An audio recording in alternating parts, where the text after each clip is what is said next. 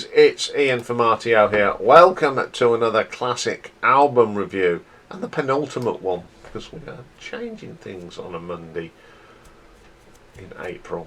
So today we've been looking at Mojo's top 10, basically the songs from their top 10 greatest albums released on the Motown label. Now this one technically isn't, but we'll get that to in a minute.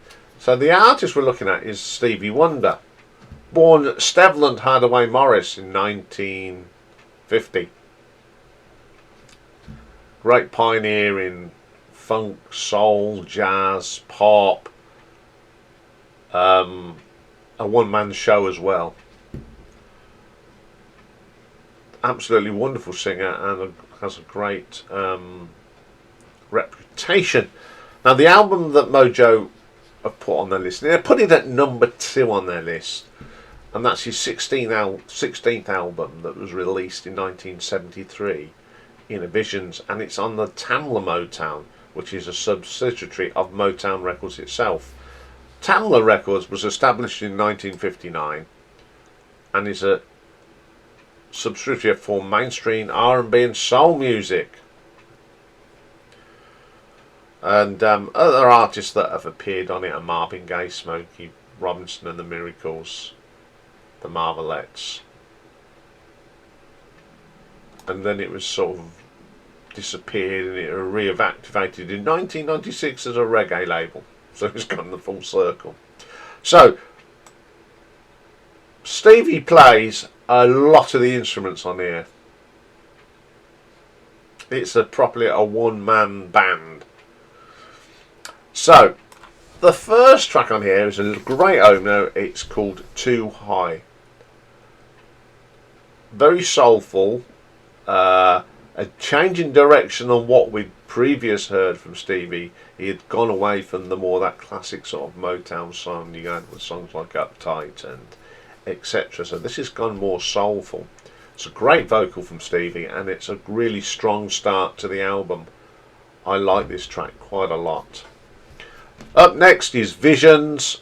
It's got some nice acoustic guitar on this. It's a very gentle song, but still a very, very good track. Up next, my favourite track, and it is my favourite track ever by Stevie Wonder. It's the brilliant Living for the City. What can you say about this? It sets the mood with that great start. The wonderful vocal from Stevie and the use of the synthesizer on this is incredible. It's got a really different tone. We hadn't heard anything like this. One of the best tracks of this sort of genre from the 70s. Absolutely top draw.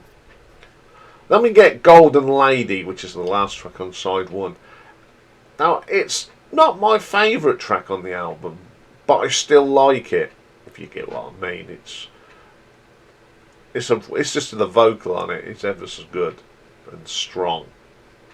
So we'll flip it over to side 2, and this opens up with the track that I had at number 3 on my top 10 Stevie Wonder songs. It's the brilliant Higher Ground,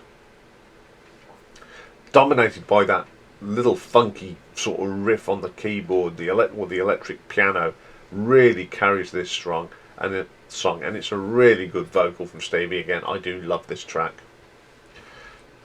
Jesus Children of America. It's quite gospelly and soulful. I love the groove on it, and it's got some great keyboard work from Stevie. You know, Stevie being visually impaired, he's a genius when it comes to playing any sort of keyboard. Really got a great rhythm on that. Then we have a track called All in Love is Fair. One of my favourite ballads sang by Stevie Wonder. It's great lyrics, really storytelling track. I love storytelling tracks. That is good. Then we have a track called Don't You Worry About a Thing. Very upbeat. The maracas give it that Latino feel. It's a groovy bass line. Some nice drumming on here. Stevie does all this. Absolutely killer track. And the last track is a proper gospel song. Gospel choir is in there. Wonderful harmonies, really uplifting, and just reminds you of gospel choirs and gospel churches in the Deep South. Absolutely great track to end the album. So critics really like this album. They praised Stevie Wonder's versatile musical skills. Billboard wrote that the liner credits Stevie with playing all the instruments on 7 of the 9 tunes. So in essence, this is a one-man band situation, and it works. His skill on drums, piano, bass and synthesizer are outstanding. All the tracks are worth within the thematic framework. The New York Times said that the centre of his music is the sound of what is real. Stevie identifies himself as a gang and a genius, producing, composing, arranging, singing on several of the tracks. It's just a great album. So the critics' ratings, All Music have given it a 5 stars. The Austin Chronicle gave it a 5.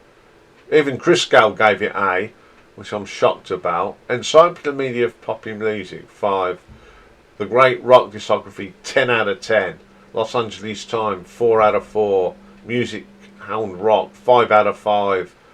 The Rolling Stone Album Guide 5 out of 5. Pitchfork 10 out of 10. Slant Magazine 5 star.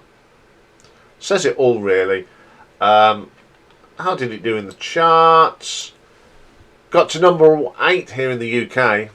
Very popular album. Made 26 in Australia, but was number 1 on the Cashbox Pop albums in America, the Billboard Soul LPs, and at number 1. And I like this, the Billboard LPs and Tape, number 4. Too many charts. But I think this is a very important album for Stevie Wonder. It changed him from the more Motown poppy to the more soulful sound. I think this is the album that really, he was always popular in the UK, but I think this is one that really brought him to the front.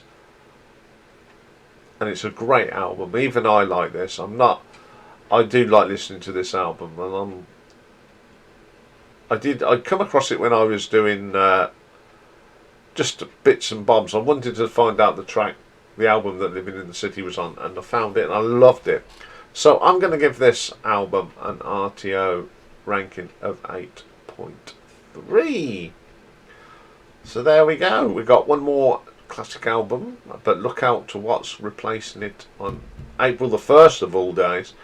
It's not an April joke, April Fool's Day joke. It really is going to happen on April the 1st. Okay, that's all for today. I'll be back tomorrow, and we've got an album ranking of San Francisco scene band that's had more names than I've had hot dinners. And we're going to look at Jefferson Starship tomorrow, which came out of course, Jefferson Aeroplane.